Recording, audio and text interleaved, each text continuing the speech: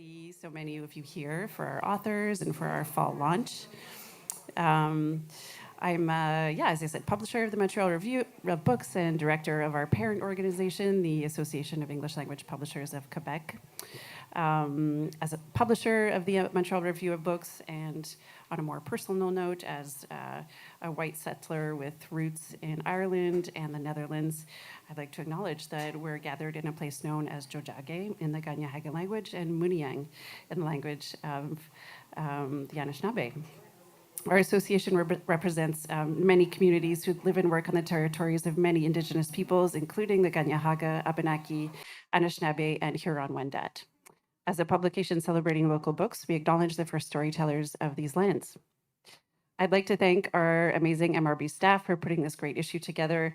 Our editor, Malcolm Fraser, our associate editor, Nivette Damaraj, associate publisher, Alexandra Swenny, graphic designer, David LeBlanc, ad manager out of Toronto, Michael Weil. Hello, Michael, if you're online.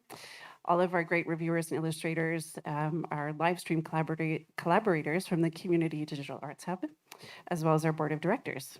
Thank you to Annabelle Brazo, who did the beautiful collage on our cover for this issue, inspired by Ellen Gabriel's new book, When the Pine Needles Fall.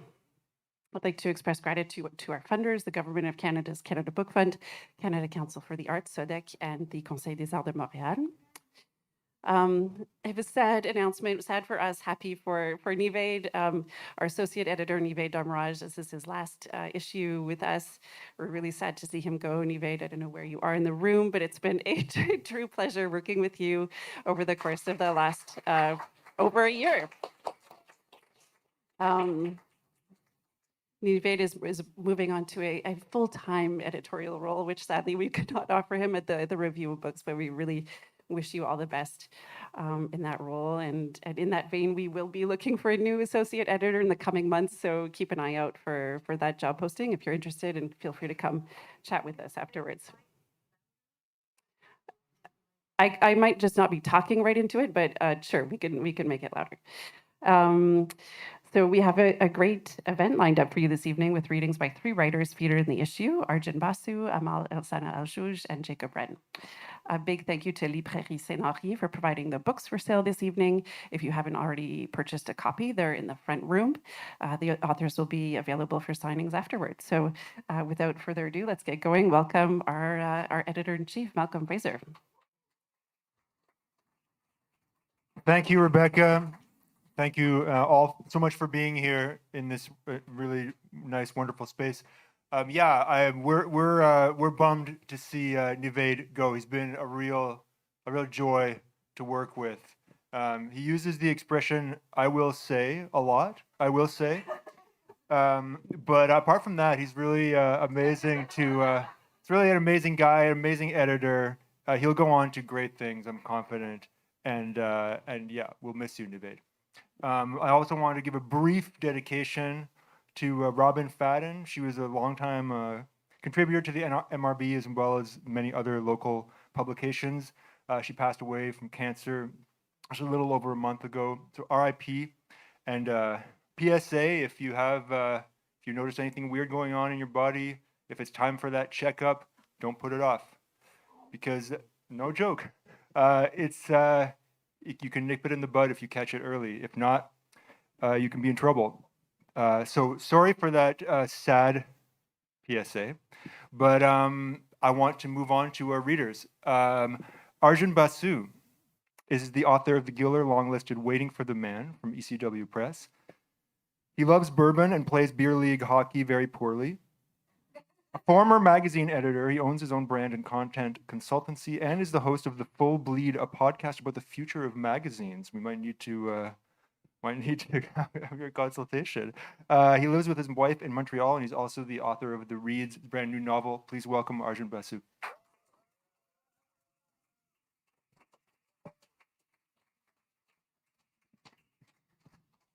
Thank you. I may need it. Thanks for having me.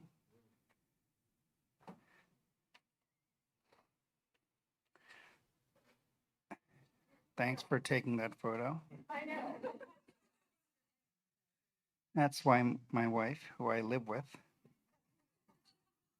according to my bio.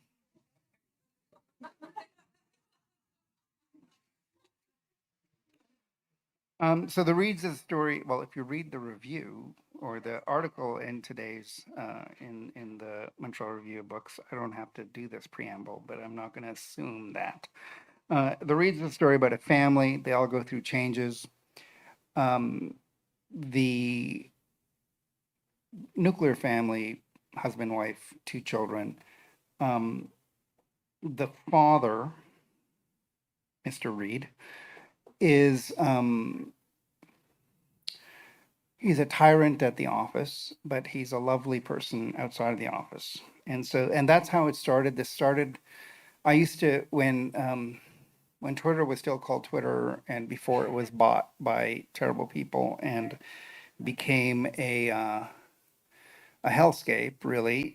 It was actually a fun place, and I used to write short stories on it. I wrote thousands of them because I'm ill. And so this character came from there because I kept writing every time I wanted to comment on office politics or work or the inhumanity that one feels at an office. I came back to this character and I just started wondering what he was like at home. And then I became very interested in the family that I was constructing. And then that family sort of took over. I'm taking too much time. I'll just start reading. Reed arrives at work earlier than usual. He parks in his regular spot and throws his keys to the attendant, Vince, who has 3 kids, lives on the North Shore. Oh, it's set in Montreal. Lives on the North Shore and owns an above-ground pool he installed 4 years ago. Reed knows this from the minor chit-chat that has been the extent of their socializing over the past decade. He also knows Vince likes his coffee black but weak, that he has a soft spot for croissants, and that his mother makes a fine Zapoli. Vince knows almost nothing about Reed, except that his wife is Japanese. He greets the security guard. He doesn't know this one. He's new, but thinks he's Haitian given the accent, or the little he's heard of it. And if he never knows who the man is, it won't bother him because Reed feels sincerely that he knows too many people, that there are too many people to discuss things with, and he's not antisocial, but he feels like he's hit a wall. He's reached that age where weekends are about sleep and long weekends are about more sleep, where rest becomes a central part of your culture and where knowing too many people just gets in the way of that culture. Whenever Reed feels the need to remind himself of something important, he almost always thinks, I have an adult son. Reed steps into the elevator and pushes the button that will take him up to his office. His transformation is almost complete. The elevator will take a little under a minute to lift him hundreds of feet in the air. Its doors will open and he will step into a different world. The office is empty. It hums with the stuff inside the walls. He is the first one here, and this pleases him. He heads to the kitchen to search for cookies, and he finds many snacks but no cookies. Sting, probably, has filled the snack drawer with some odd collection of Indian snacks that look appetizing but also don't. The packaging feels polluted somehow, befouled. And there are 2 empty UPS boxes next to the coffee machine, and then Reed remembers last night, while brushing his teeth, while half listening to Mimi, that's his wife, tell him about 2 new Sri Lankans she has just hired for her shipping department, how he had drifted off, and he wonders if this was fair of him or not, if he was being a bad husband or a good husband, and just being a bit too male. And then Mimi had said something about UPS, something against UPS. Who can be against UPS?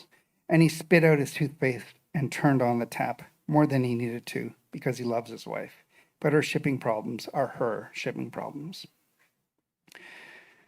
She brings the work home and he doesn't think it right. She works from home too much. He thinks the house is sacred, the family is sacred, but her business is her life, an extension of who she is.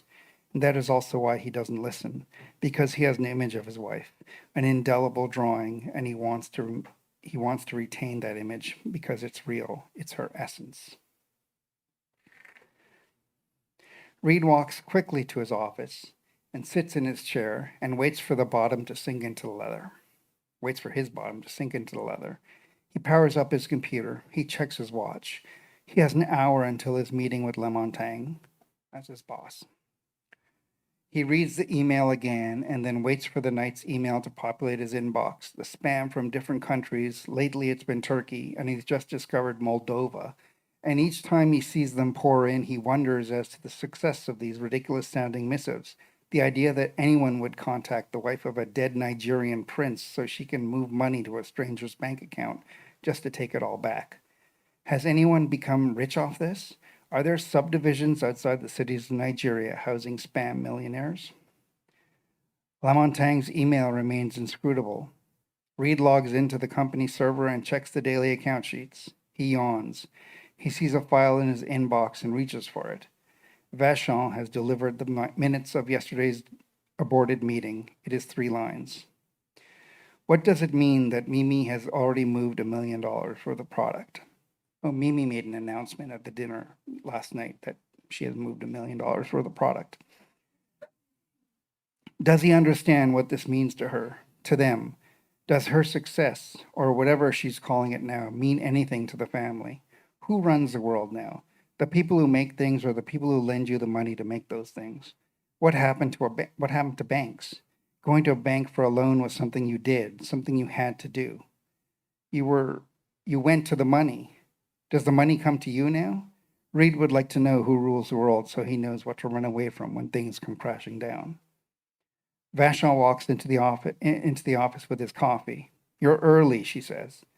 She doesn't like not knowing what he's doing. It's part of what makes her so good at what she does, and also what makes her annoying. I had to catch up on things. What things? She asks, putting her coffee down.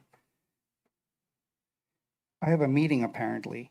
Reed reaches for his coffee and takes a long gulp, and then makes a face in a show to Vachon that he is drinking a subpar coffee. It doesn't sound like much. What do you know?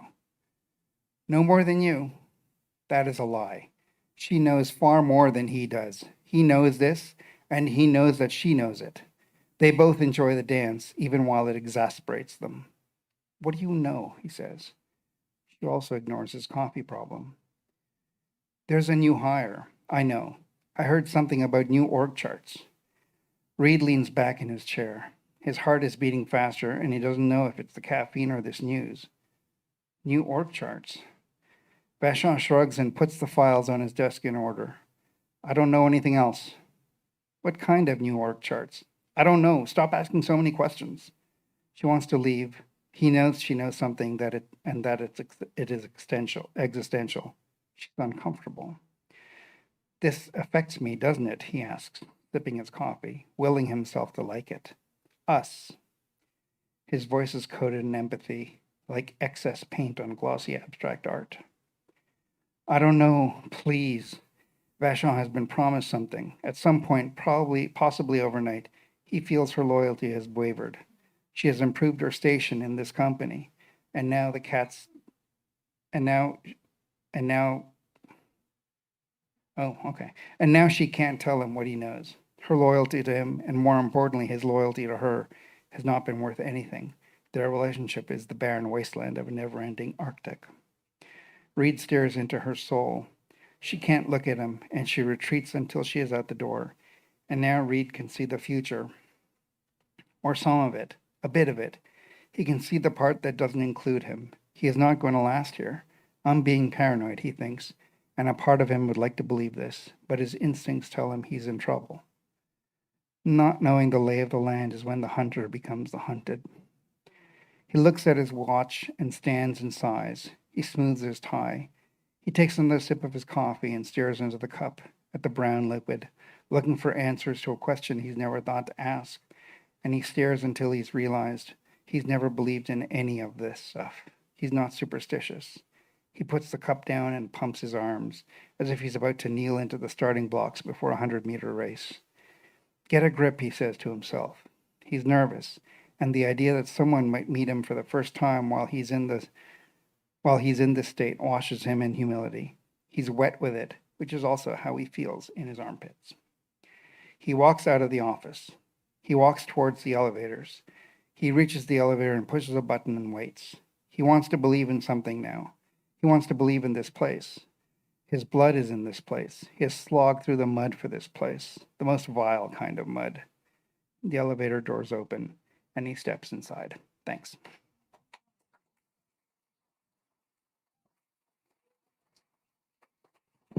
Thank you, Arjun. Thank you. Yes, check out the book. It's very good. Our next reader is Amal Elsana Alh'jooj. She's a founder of several NGOs, including the Arab Jewish Center for Equality, Economic Empowerment, and Cooperation, and the recipient of many international prizes. Nominated for the Nobel Peace Prize, 2006. Included in Genius 100 Visionaries of the Future in 2017. And awarded the New Israel Fund's Human Rights Award in 2013. She's currently professor at McGill School of Social Work and is the founder and executive director of the Canadian nonprofit organization Pledge, promoting leadership, empowerment, development, and justice. And she's the author of the memoir, Hope is a Woman's Name, available here tonight. Please welcome Amal. Sure. Yeah. Is that a good height for you? Yeah. Thank you, Malcolm. Whoa, with this introduction, I'm trying not to disappoint you guys.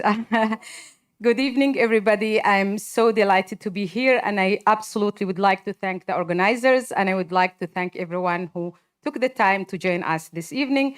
I really want to thank especially the young generations in the back, who are the Palestinian students from Concordia, and also our US special guest tonight. So I want to start by actually saying why I wrote this book and what this book presents. It's a book that really brings and talks about my journey as an activist navigating through systems of power. As a Palestinian in a Jewish state, but also as a Bedouin indigenous in a patriarchal system, and how these systems came about to play in areas of women's rights and political rights for Palestinians. And it's also a memoir that really presents my intersectional identities together, looking at the activism through the journey and through the ways my identity played in these spaces. So being a Palestinian, being a feminist, being a Muslim, being an Arab, being a woman, being a mother, and bring all this together. And this is how my activism was shaped. When I start looking at all these identities, in the past, I was looking at these as like really identities that can really jail me. But in a way, when I tried to reconcile them, I found it easy to really coexist and be having all these identities. Yeah, so this book also brings the 3 generations of activism. My grandmother, Ruqayya, my mother, Hajar, and myself. And the hero in this book, and I absolutely recommend that you read it, is my grandmother, who taught me one important thing in my life. الحرة ما بتخاف. A free woman has nothing to fear. When, as an activist, I always thought that freedom is a Western concept. But when I was talking with my grandmother and I understood what does that mean for her, I understood that she is the one that taught me what does it mean to be a free woman that has no fear to stand up and raise her voice. I grew up in a village. It's a Bedouin village in the south. And I was born as a 5th girl. And it was a tragedy for my parents. They wanted to have a boy. And they gave me the name Hope, means Amal in Arabic. And 5 boys were born after me. The 2 messages I wanted to make it clear in this book is one, that I really wanted to dismantle this image in the Western literature when they talk about Muslim women, Arab women in the Middle East or in the global South. We always have that image of being victims. But through my book, I wanted to make sure that when you read, you see the power, you see the agency of the women, and you see how we stand up with resilience in the face of multiple layers of oppression. I know we don't have enough time, but as this book presents 3 generations of activism, I thought the best way to introduce the 4th generation of activism is to bring my daughter Adan to read some passages for you.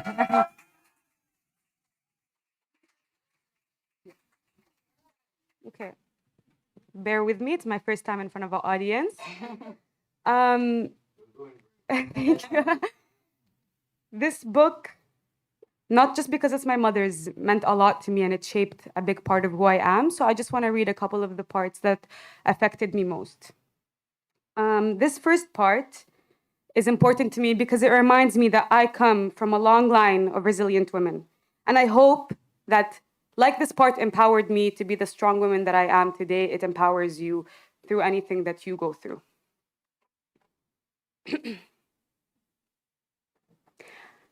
My grandmother was the eldest daughter, and she knew where her father went, the cases he was dealing with, and the parties involved. Ibrahim, her father, didn't refrain from discussing political affairs with her because she was a woman. My grandmother fondly recalled participating in the resistance against Israeli soldiers, a stockpile of ammunition hidden beneath the rug where she sat breastfeeding when the soldiers stormed the tent.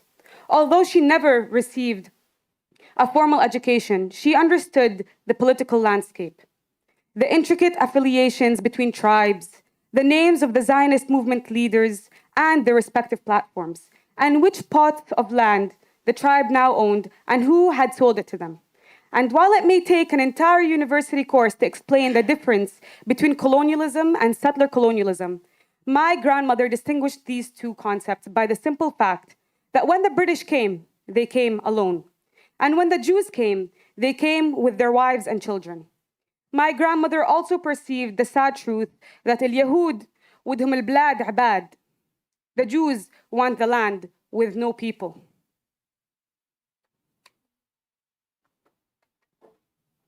This next part, signifies a lot to me because I am a free woman that my great-grandmother spoke about today, and that's because of this. This is the part that I believe my mother began breaking the boundaries that have set me free. Do you want to give context on the part? Go ahead, yeah. If I start talking, Adan, then you need the whole evening. This is what you're wasting your time on? Jiddati said accusingly. I thought you were reading something useful. Where did you get this? Her voice grew louder with each question. Who gave it to you? It's my uncle's book, Jiddati, Basma, my sister, answered quickly. I took it from his library. Did you ask him before you took it? Did he see you? Yes. Did he see this? She asked, pointing to the man and the women on the covers, as if this image was enough to assure her of the depravity of the book. Yes, Jiddati, he's read it. You can't read this, it will ruin your brain, you hear me? Yeah, but my uncle read it. Your uncle can read whatever he pleases. He's a man. Please, Jiddati, just give it back to me. I just want to finish this one part. Jiddati ignored her and rolled towards the wall. Now what? I whispered. She held up her 5 fingers, telling me to wait. Should I move the lamp away? I asked. She vetoed my request by drawing a sharp line with her hand.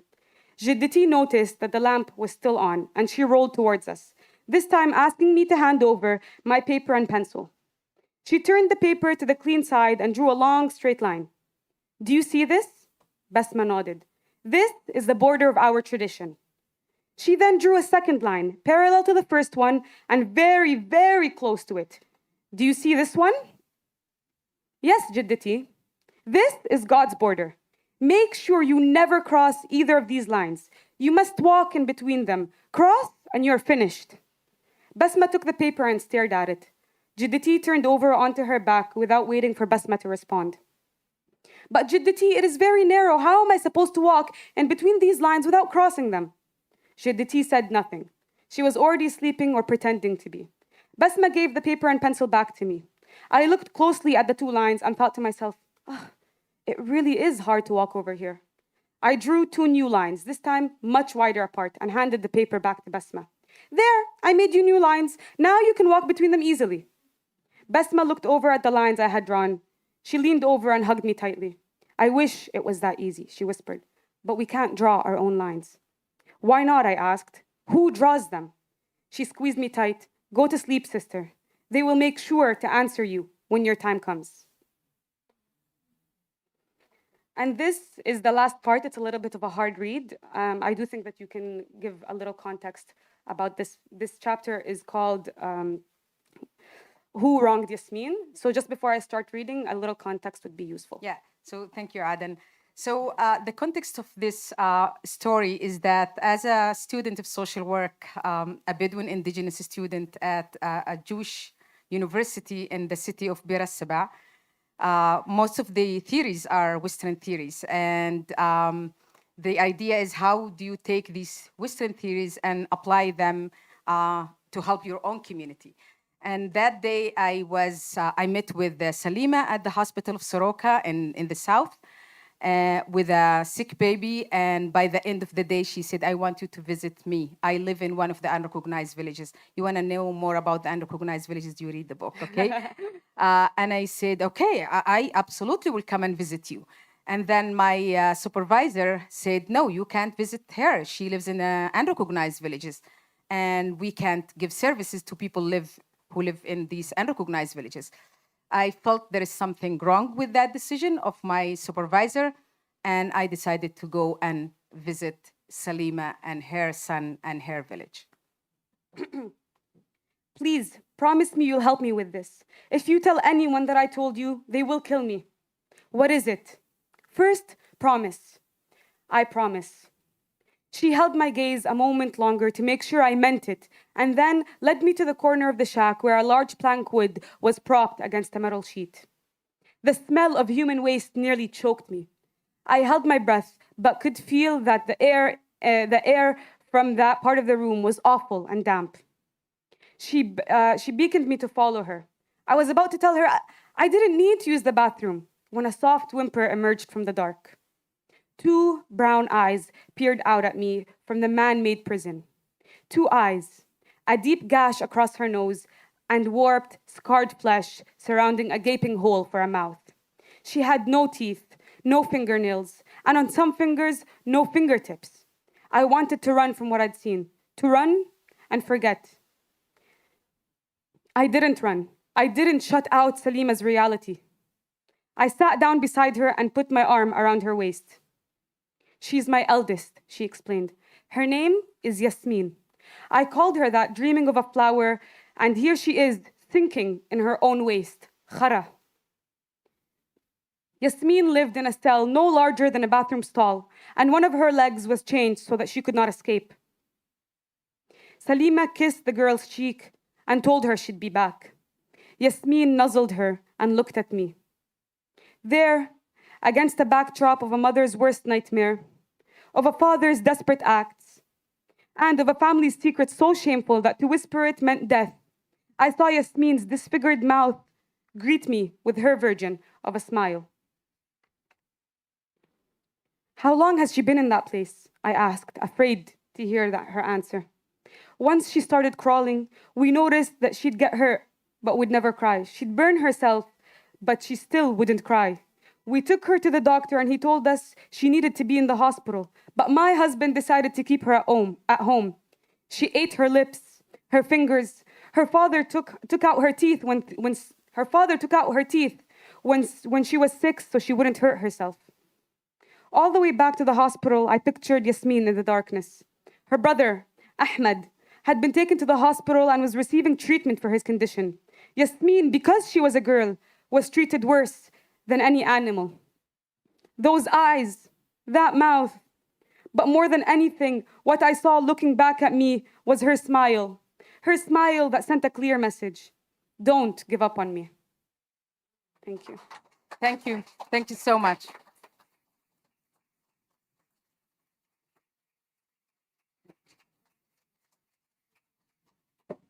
Thank you, Amal and Arjun. I think this is our first unannounced special guest reader, so it's nice to keep things fresh. Our third and final reader tonight is Jacob Wren. He makes literature, performances, and exhibitions. His books include Revenge Fantasies of the Politically Dispossessed, Polyamorous Love Song, finalist for the Fence Modern Prize in Prose and a Globe and Mail Best Book of 2014, Rich and Poor, finalist for the Paragraph Hugh McLennan Prize for Fiction and a Globe and Mail Best Book of 2016, and Authenticity is a Feeling from 2018, as well as the new novel Dry Your Tears to Perfect Your Aim. Have I mentioned that all three books are available for sale here thanks to our fine partners at St. Henry Books? He is artistic co-director of the Montreal-based interdisciplinary group PME Art. He lives in Montreal. Please welcome Jacob Wren.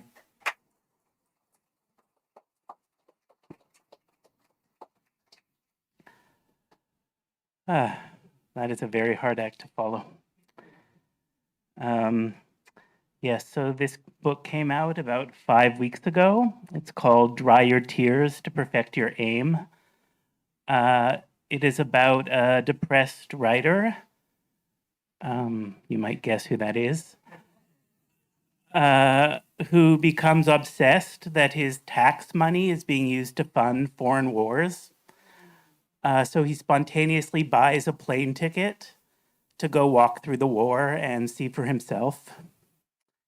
And while there, he stumbles upon a utopian city-state run mostly by women, and he lives with them for a year.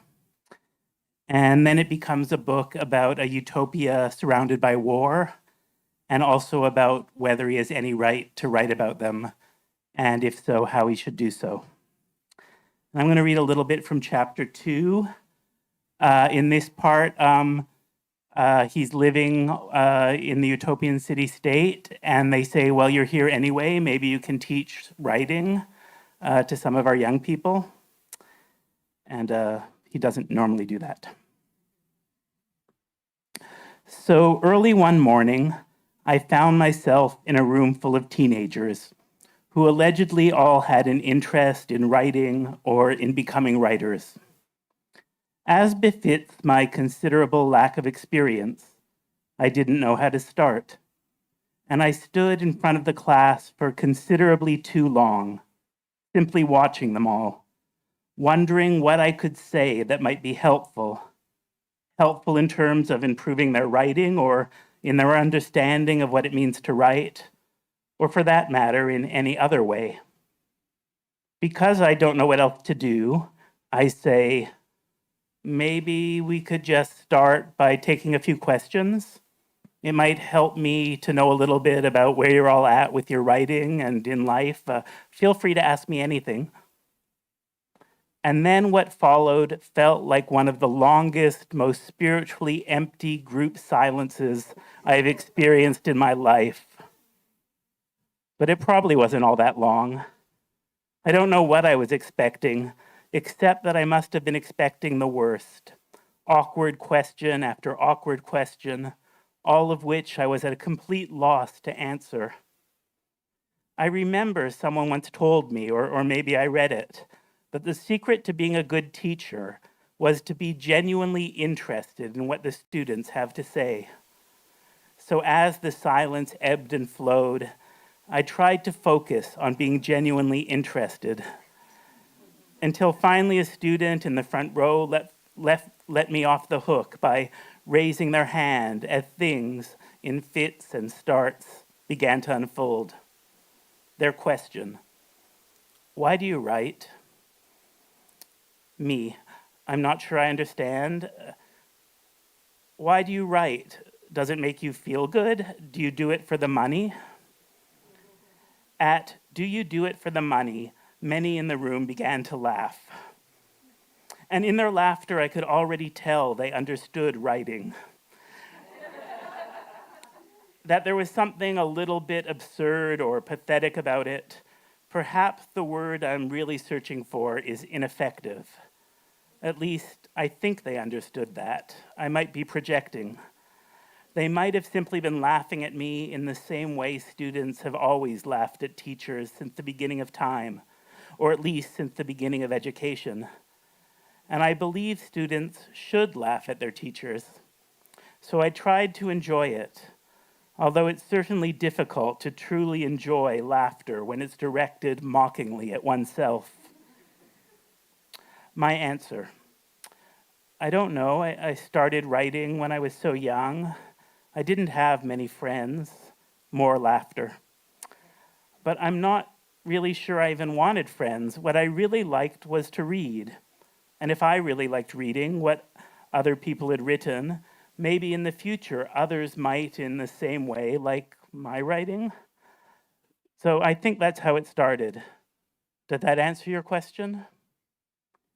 There was more awkward silence. I wondered if this was what I was here for, to try to explain myself to teenagers I would probably never see again. I wondered if I should give them writing exercises and if I could actually think of any, or if I was able to make some up on the spot, off the top of my head. And then I realized what I must have already known from before I arrived. My art is not what they need here. They need their own art. If I could tell them anything, I should try to tell them that, as if they didn't already know. Can I tell them that they have more to learn from each other than they do from me? That learning from each other might give needed density to their shared experience? Or if I tell them, does it ruin it? Ruin the experience of discovering it for themselves? I could tell my discomfort was making the rest of the room even more uncomfortable, until a student in the third row rescued me with a second question, and slowly, finally, things began to get rolling. Question: do you need to know how this story will end when you sit down to start it? My answer: probably there are writers who work that way, but that's never been my approach. I see it more like life or like a good conversation. In life, you can never be sure what will happen. In a good conversation, you never know what the other person will say. I try to start writing each day with that same openness. Did that answer your question? I now realize I had been wrong. Things weren't rolling at all. As another long, empty silence continued to assure me. Did I really start writing without any idea where it would lead? Or was this only a lie I told myself in order to, for what reason exactly? In order to make myself feel or seem more spontaneous, alive, and free than I actually am? Knowing how something ends means there's no reason to set out in the first place. That's what I find so overwhelmingly exciting about being here, wondering how it will evolve, what will happen, what choices they will continue to make, and where those choices will lead. And yet the cynic in me feels I already know where it will lead. Sooner or later, one of the surrounding countries, most likely with the covert or not so covert backing from my government, will bomb it and bomb it and bomb it again until there's absolutely nothing left of their fragile, emancipatory experiment. But I don't want to say that or even think it, for fear it will become a self-fulfilling prophecy. And I have been wrong about so many things before. And I certainly don't want to say anything like that to this room full of snarky yet clearly still hopeful teenagers. Right now, there is something happening that gives them a chance to fully live. Even if it's short-lived, it's an opportunity they shouldn't miss. Is there anything I can say that might help them realize this? I am once again rescued from this unresolved question by a different question from the back row, asked so quietly that at first I don't understand, so they need to repeat it twice before I fully hear them. Question: do you think we should be writing in our own language or in yours? I start answering too quickly, then stop myself. I was about to say that, of course, they should be writing in their own language, but was that true or so obvious?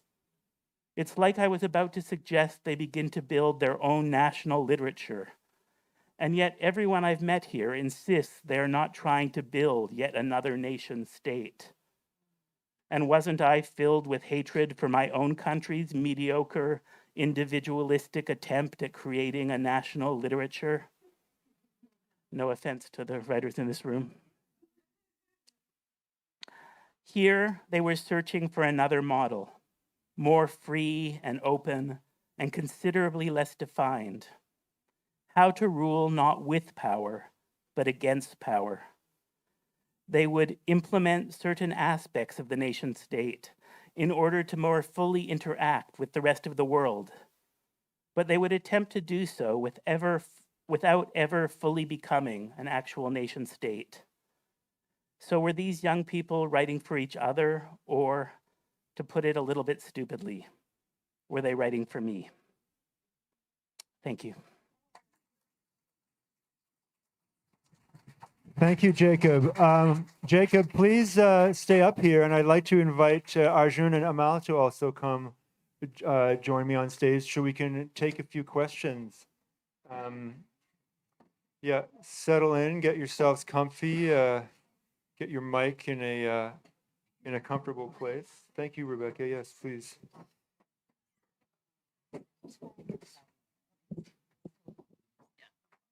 Thank you. Yeah, so thank you so much for being here, for your readings.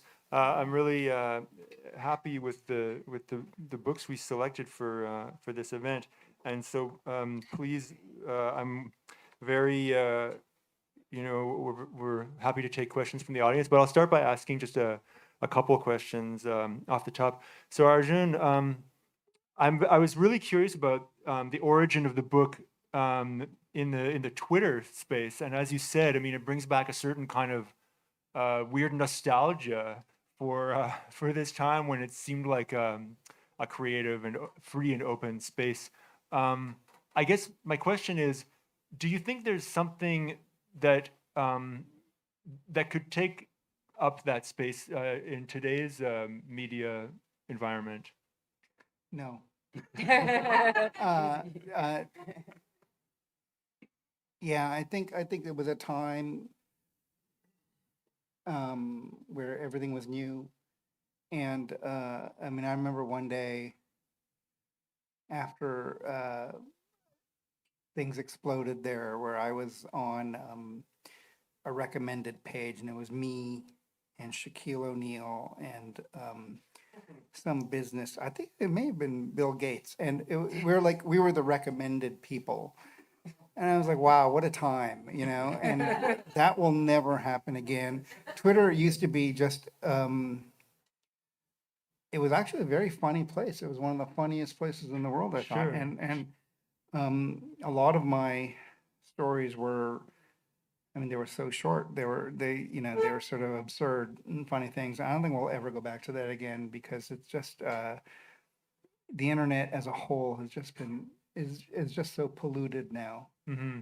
Yeah. Yeah, and even aside from all of the horribleness that Twitter kind of degenerated into, they keep adding to the word count. So it kind of to me kind of defeated the purpose of having these Yeah, concise. so when it was 140 characters, like, I don't know, it almost became haiku, and every single one of my stories was exactly 140 characters. So sometimes I would cheat by leaving off the last punctuation, but it was exactly 140 characters, and no one could do anything with it. You know, they couldn't even retweet them properly. Right. And then the first sign that, I mean, there were a lot of signs that it was, you know, becoming a terrible place. But one of the first real tangible signs is when they doubled the word count. Mm-hmm. And I was like, wait a second, I'm thinking in 140 characters here. I can't think in 280 characters. And so I stopped. Right.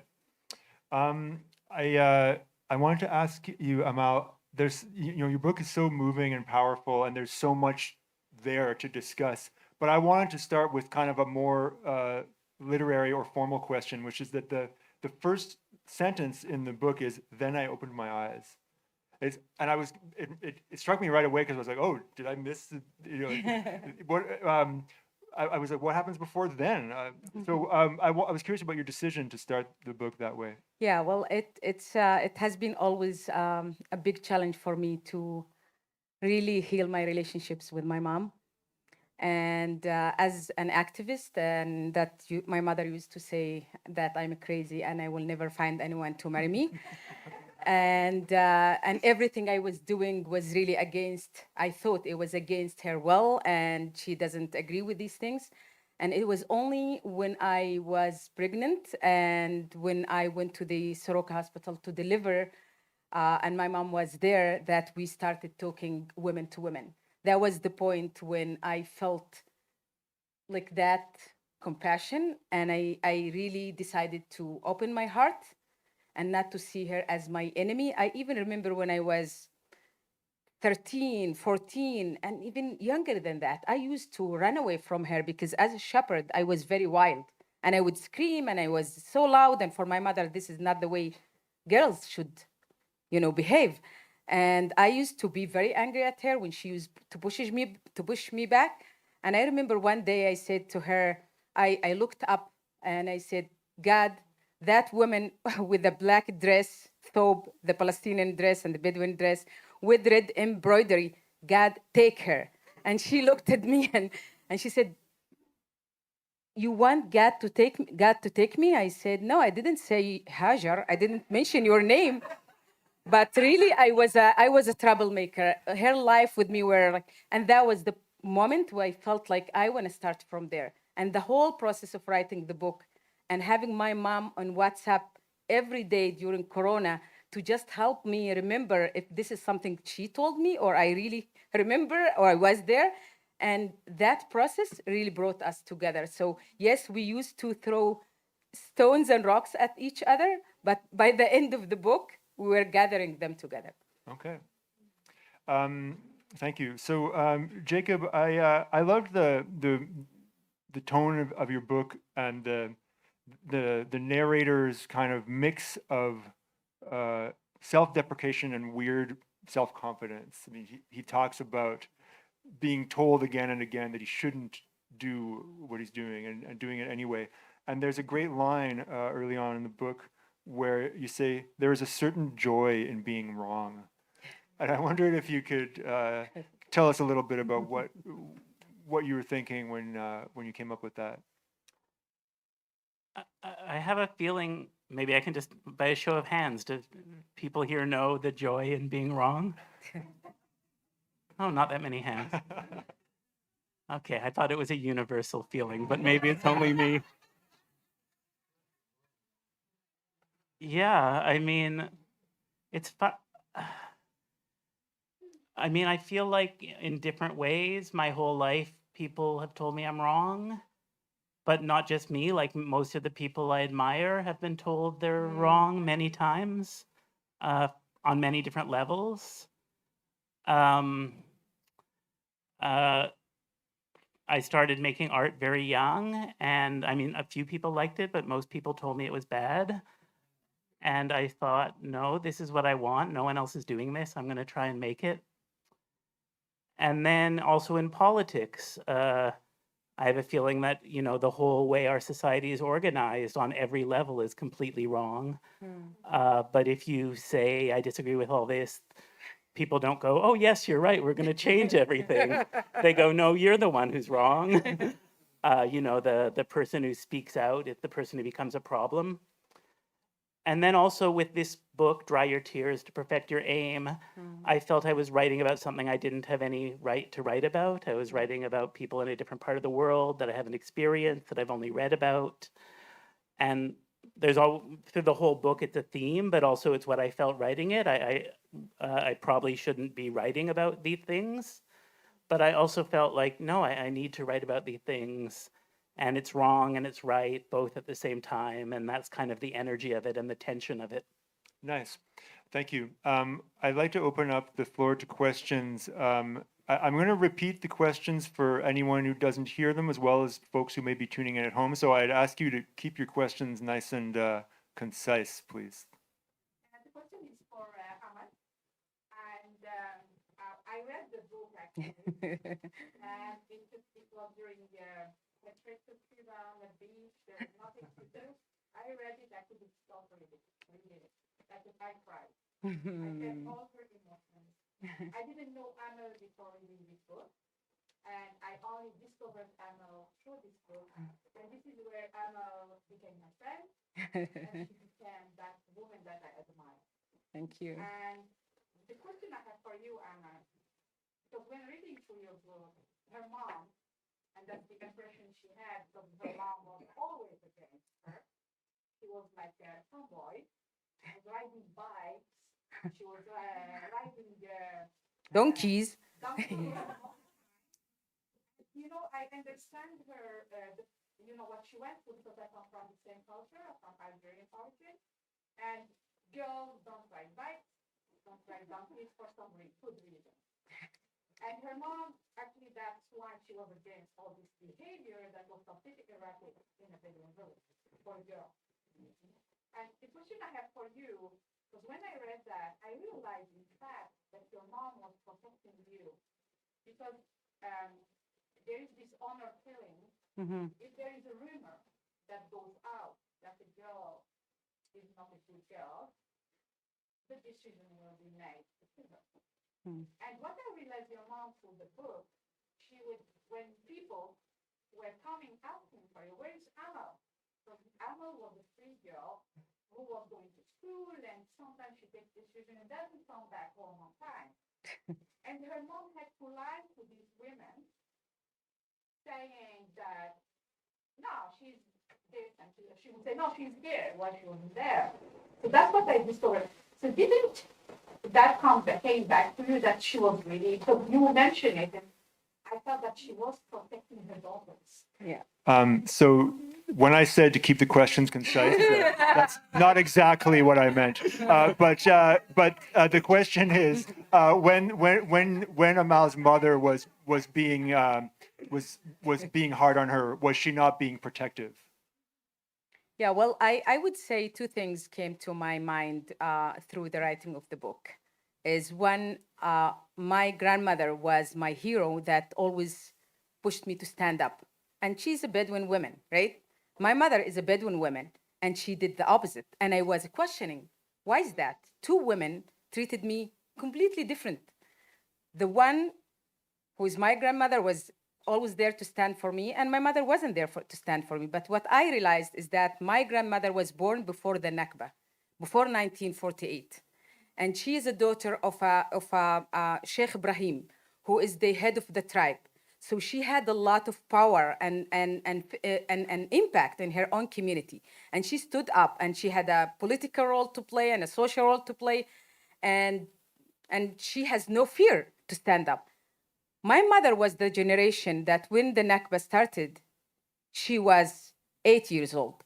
And the fear occupied her. She was jailed in the fear because she wasn't able to say, I am Palestinian. She wasn't able to say, even to, like in the past, you walk around in your tent and you know everyone in the tribe. You know this person, and people walk freely because they are familiar with the structure and the tribal structure. In my mother's time, the government decided to settle all the Bedouin in this urban lifestyle, I would say, these townships. And people were living next to each other that they don't know each other. And by this, my mother lost her also freedom of mobility. So when I see that my mother was, and also the transition, the forced transition from our way of life to the so-called modern way of life, it's only 17 kilometers from my village, Lagia, to the city of Bir Saba, Beersheba, where it's the Jewish community. So it's like really traveling 17 kilometers, but it's totally a different world. And my mother was super afraid because that's not familiar to her. So that also transition absolutely impacted her way of dealing with me and treating me, and maybe the way she really protected me in a way that she was jailing me. Thank you. I have another question at the back here. Do you feel you were changed in some way by writing this book, and maybe not? And also, what is your relationship because you're writing to either displacement or anchorage or like in sort of where you're situating yourself with this writing, like when you're writing, you feel the writing surge in your body, and so what is it about the process of writing that is interesting to you, and did you feel changed by writing this particular book? Is it like Okay. That's at least 3 questions. I was serious when I said, please keep your questions concise so we can understand them and I can repeat them back for someone who might not have heard. So if I understood you correctly, let's start with one. Let's do one at a time. Did writing the book change you in some way? We can start with you, Jacob. It's funny, I've been asked this question at many Q&As now, and then I wonder, what is the desire of the audience for the writer to be changed by writing their book? But I do think writing books does change you. And maybe there's many ways this book changed me, but maybe the one that stands out the most for me is, I think in the early pages of the book, I was very concerned with the political implications of the book and what I was writing. And I wanted to try and get the political implications right and have the book reflect, the politics that seem most important to me. And I think I still want that. And I think in many ways it does. But through the writing of the book, I also realized that if you were to write a politically perfect book, it would be maybe quite dull or kind of not doing very much because nothing in the world is politically perfect. And, we're all complicit in different ways, not to the same extent, but no, people aren't perfect. So by the end of the book, I was like, yeah, well, there is a certain joy to being wrong. Mal, how about you? Well, I would say I start talking about the book was a healing process for me as someone who always had that anger of being oppressed by the state that supposed to treat me equally as a citizen, and also by my society that's supposed to treat women equally as human beings that deserve equal opportunities. And I was able to let go of that anger. And writing was a process where I absolutely, every chapter and everything I wrote, sometimes I will find myself standing and dancing around, just to make sure that it's my body and it's me, and I'm not living in a different planet. And some where I really was sobbing, I was crying, and I'm I'm lucky that I was writing not in our apartment during the corona. I took another place to write. Otherwise, my husband will be will say that I am majnoona, crazy, exactly like my mom. But yes, this this book changed me and changed my way of looking at intersectionalities and different identities. I'm no longer fighting to say I'm not that and I'm not that. I'm that. I am willing to live with all these components of my identity, even sometimes when they come like this, but I am able to embrace all of them. And that's something that I feel really is helping me, even during these times of pain, that I always remind myself I don't want to sink into the pain. I want to be able to hope for the future. And that was part of writing a lot about hope and the meaning of hope in my book. Nice. How about you, Arjun? Well, what doesn't change us? I mean, dinner changes us, So I think writing a book is such a long process. You think about it, you write it, and then, publishing is a whole other thing. You're bound to be changed by it because you put yourself for years into a work, and it changes you. But I mean, I don't want to overemphasize, the magical art of creation or something. I mean, this is something we've chosen to do, and no one needs to put us on a pedestal for doing it. Um, you hope that you change every day, and that means that the next day is a different one than the previous one. And a book takes so long that those changes compound. And when you're done,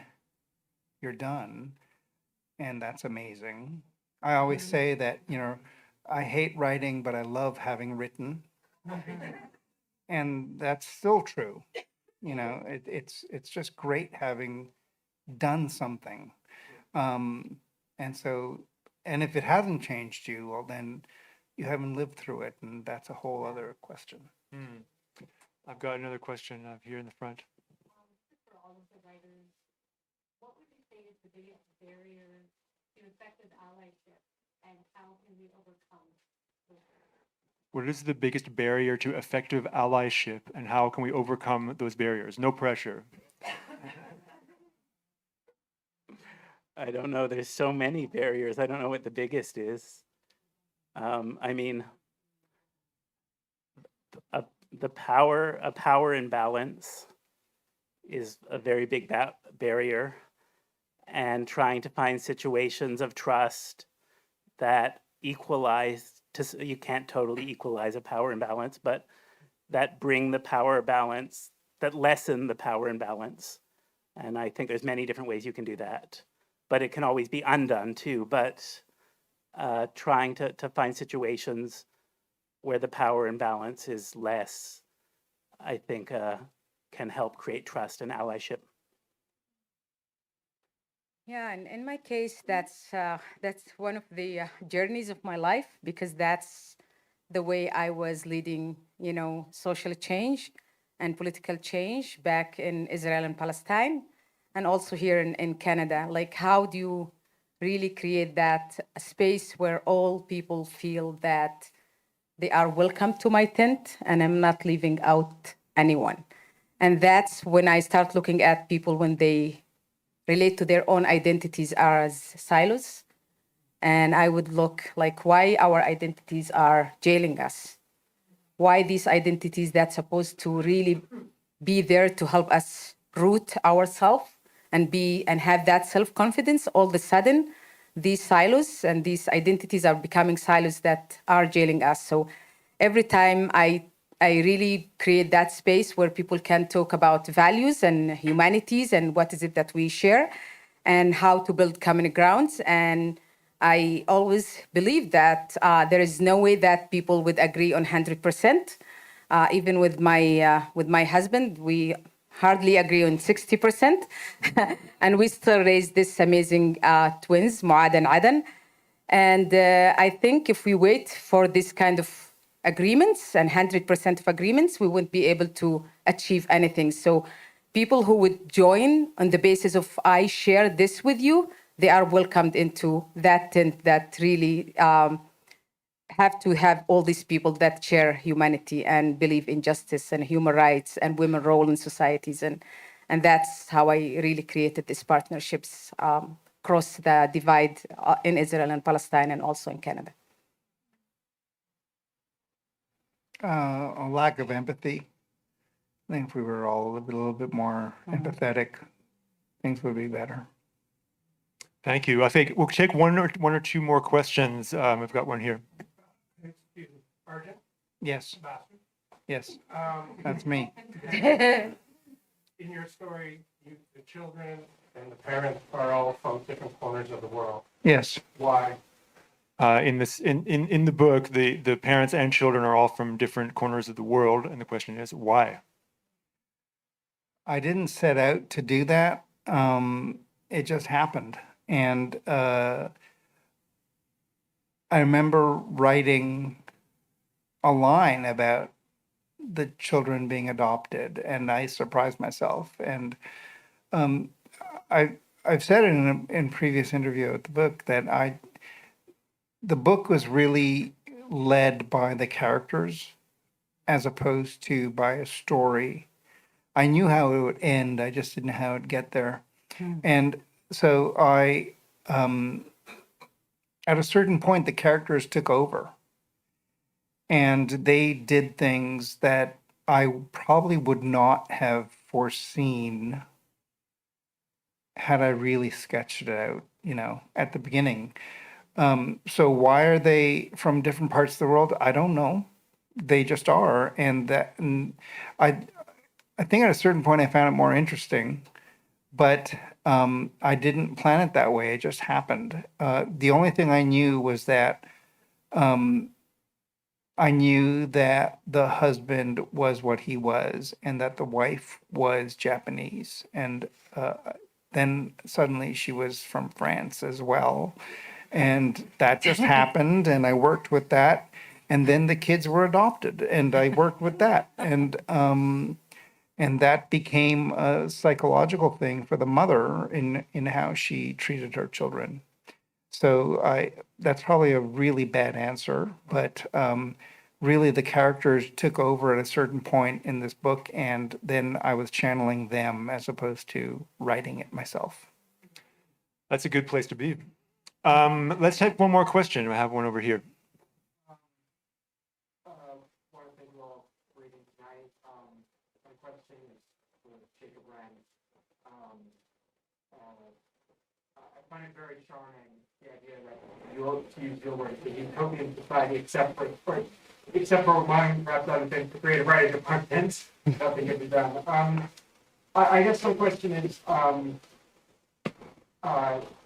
you've spoken understandably about the restraint you felt in writing about this other world to which the narrator arrives and lives for a time. And I suppose I am interested in terms of perhaps about what freedom you potentially felt in having your voice before an unfamiliar context that instead of being much more rooted and perhaps even trapped in Montreal. Right. So the question is, was there a freedom in setting the book in an unfamiliar or partially invented context rather than where you're rooted in Montreal? Yeah, none of my books take place in a specific place. I think of that as the Kafka thing, the Franz Kafka thing, and this kind of, this kind of Franz Kafka, I'm sure didn't invent that, but it's a kind of thing of like, you're more in the realm of fable or myth. And in a way, if I wanted to write about Montreal, I would write nonfiction. And because I'm writing fiction, I want to have this kind of place that's not a real place where things can happen that don't happen in reality. And for me, I see that as the kind of freedom of fiction and why I want to write fiction. This kind of, like in a fable, you can make a political argument in a fable in a way that's completely different than a way you can make a political argument in journalism. And I'm very interested in that difference and kind of what it opens up for, and you can maybe destabilize the reader so they can hear something they've maybe heard before, but hear it in a new way with a new understanding. Thank you so much, Jacob, Amal, Arjun. Thank you so much for being here with us and for this great conversation. And thank you all so much for being here. Thank you for coming. So my suggestion, if you want to ask them writers more questions, is to buy their book, get them to sign it, and then sneak your question in there, if I may. Thank you all very much, and stick around. Let's hang out. Amazing. It's a pleasure. Road